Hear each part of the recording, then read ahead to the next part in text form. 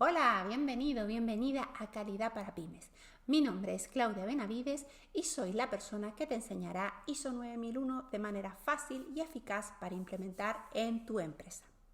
Tanto si eres dueño o gerente de una compañía, o bien te han encomendado la misión de implementar la norma, o simplemente quieres ayudar a otros como consultor de sistemas de gestión, aquí encontrarás un montón de contenido muy interesante.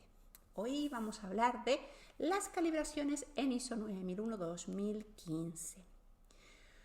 Hoy en día, al implantar un sistema de gestión, se nos suele exigir que realicemos la calibración periódica de los instrumentos que utilizamos para desarrollar nuestra actividad. Esto lo dice en el requisito 715. Es aquí donde suelen aparecer muchas dudas al respecto.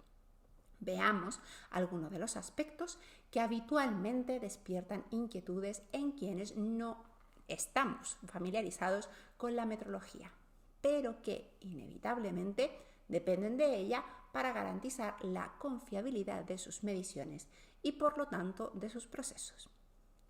Antes de comenzar, es importante que recordemos que una calibración no es más que la comparación de un instrumento que poseemos con otro de mejor clase o un material de referencia que represente a la variable en cuestión. Por ejemplo, si poseemos una balanza que realizamos pesajes cotidianamente, que puede tener un error máximo de más o menos 1 gramo, y esto para nosotros es aceptable. Al calibrar, debemos compararla con una balanza de mejor clase, cuyo error máximo sea mucho menor al que la que tenemos nosotros, por ejemplo, más o menos 0,1 gramos, o mediante pesas patrón que estén fabricadas de tal manera que su valor nominal sea lo suficientemente exacto para nuestra necesidad. Calibrar no es ajustar. Estos términos no deben ser utilizados indistintamente.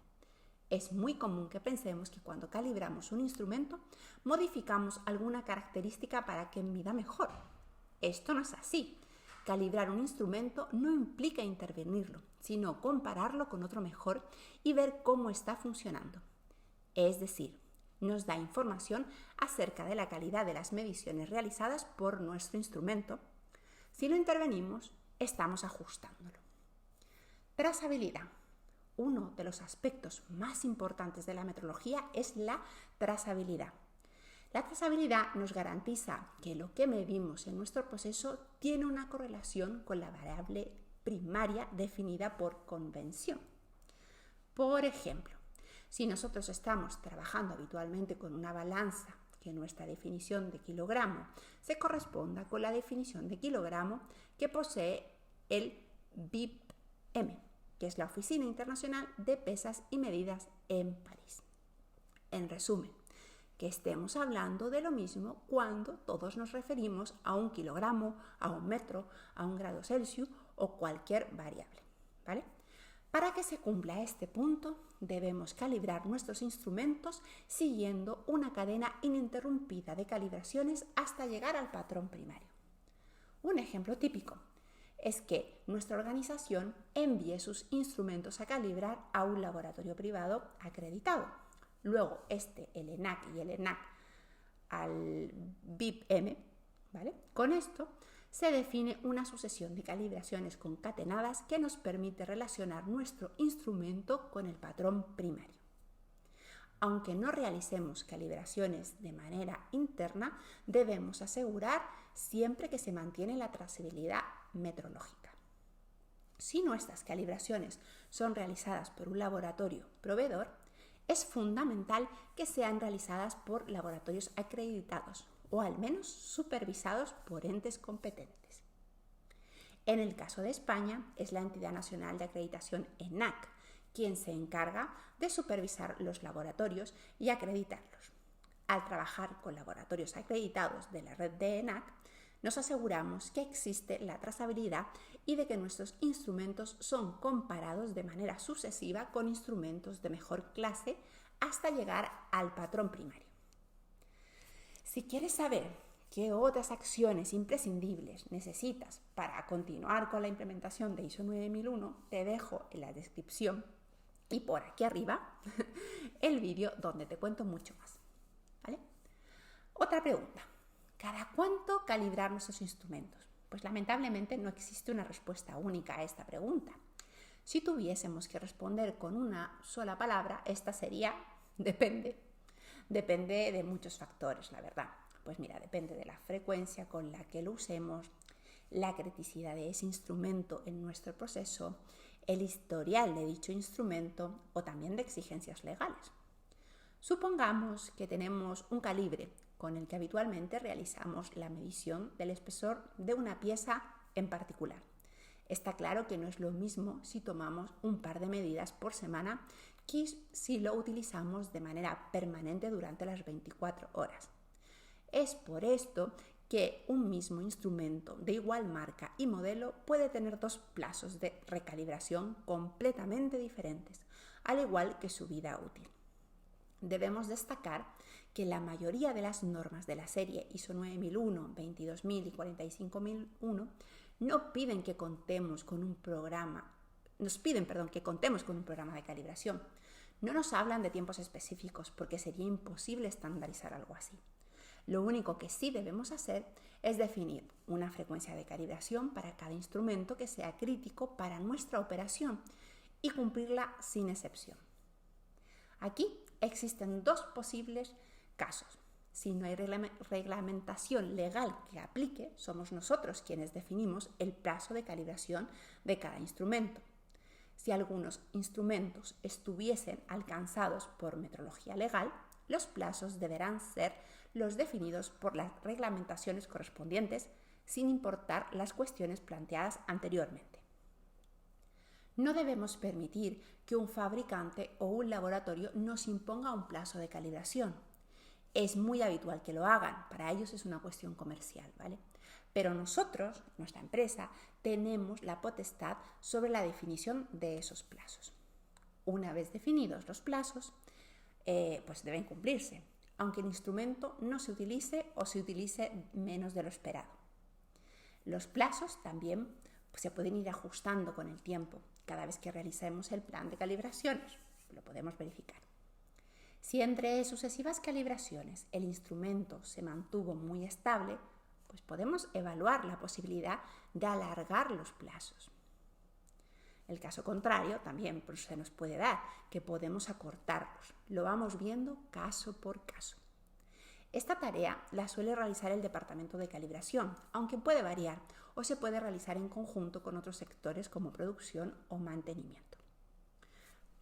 Por cierto, si te gusta este vídeo y es útil para ti y con el objetivo de apoyar este canal, te pido que te suscribas, que le des al like, que comentes y compartas este contenido. Siguiente paso, calibraciones internas o no. Este es otro aspecto que debemos evaluar en detalle. Si el volumen de instrumentos a calibrar periódicamente es alto, quizá debamos pensar en realizar algunas calibraciones internas. Pero aquí hay que tener en cuenta que no podemos romper la cadena de la trazabilidad. Supongamos que poseemos un gran número de termómetros, los cuales deben ser calibrados cada 6 meses. Quizás podemos optar por contar con un patrón de temperatura, un termómetro patrón o un bloque seco de temperatura, por mencionar algunos ejemplos, ¿vale? Entonces, podemos calibrar todos nuestros termómetros utilizando ese patrón. En este caso, solo enviaríamos a calibrar externamente el patrón. Supongamos que una vez cada 18 meses es suficiente, habiendo evaluado los puntos que tratamos antes, ¿vale? Con esto evitaríamos que cada 6 meses tengamos que enviar todos los termómetros fuera, con el coste y la demora que supone esto para nuestra empresa, ¿no? Solo enviaríamos el patrón y lo tendríamos fuera de servicio únicamente el tiempo que demora el laboratorio externo, pero no perderíamos la trazabilidad. Pero cuidado con esto también, porque calibrar internamente no es suficiente que contemos con un patrón adecuado. El operario que lo utiliza, quien realiza la calibración, debe poseer la competencia adecuada y generalmente debe ser acreditado. Ante una auditoría, debemos mostrar evidencia de que el patrón y su operador son aptos para la calibración correspondiente. Otro detalle que no es un detalle menor, es que debemos tener documentado un procedimiento por cada tipo de calibración que realicemos.